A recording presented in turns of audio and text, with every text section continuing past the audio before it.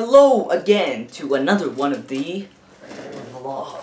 So this is September the 1st, and it's the first day of September, if you didn't figure that out by the date itself. And today we're going to be talking about Assassin's Creed Syndicate. Why? Well, I have to think of a lot of video topics, and Assassin's Creed Syndicate was the first thing that popped up into my mind. I don't know why, and the reason why I have to think of a lot of video topics is because I'm starting the 30 days of September vlogging, which means I'm making a video every single day of September. So what exactly am I going to talk about? Well, first of all, what the hell is Assassin's Creed Syndicate? Well, guess what? Assassin's Creed Syndicate is an Assassin's Creed game. It's the 8th or 9th, depending on your perspective, game in the franchise, and it will be released on October 23rd. It takes place in London, it takes place in two eras, right? So there's a historical era, which they chose this time as industrial Victorian era London, and then there's the modern era, which I don't think they had really emphasized on in this game. So what exactly happened? So the main plot across all the Assassin's Creed games, the main theme is this conflict between assassins who value freedom and Templars who value order. Really, they're both good things, they just kind of kill each other over it. I know I value freedom, and I know America values freedom, but I also know that America values security, and that's something I value too.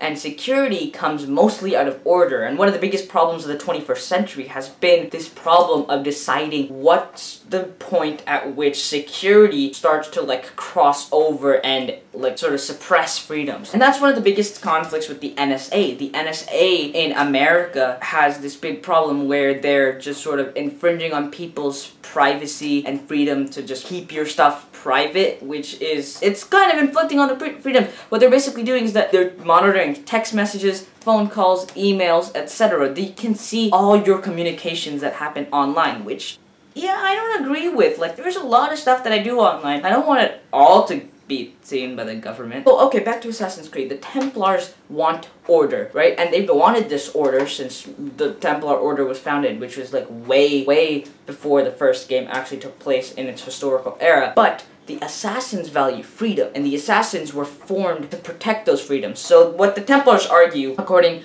to this one book, because Assassin's Creed has a lot of books tied to their games, this one book where Haytham Kenway, one of the main characters of Assassin's Creed 3, he's the narrator of this book, he basically says, well, the Templar Order was sort of like a realization of humanity, that humanity needed to come together and become more orderly, whereas the Assassin Order was sort of a reaction to this. Now, I don't know what this means, but maybe it means that, some freedoms are inherent, right? But the Templars realized that you need to come together as a society to form some security measures. But then the assassins are all like, no, you shouldn't do that because we like freedom. We want to be completely free. And so what the Templars argue is that you can have anarchy with the assassins' worldview. But what the assassins argue is that you can have aristocracy and monarchy when you get what the Templars want. And that's been one of the biggest problems of the 20th century, as I said before. At one point does order become aristocracy? And at what point does freedom become anarchy?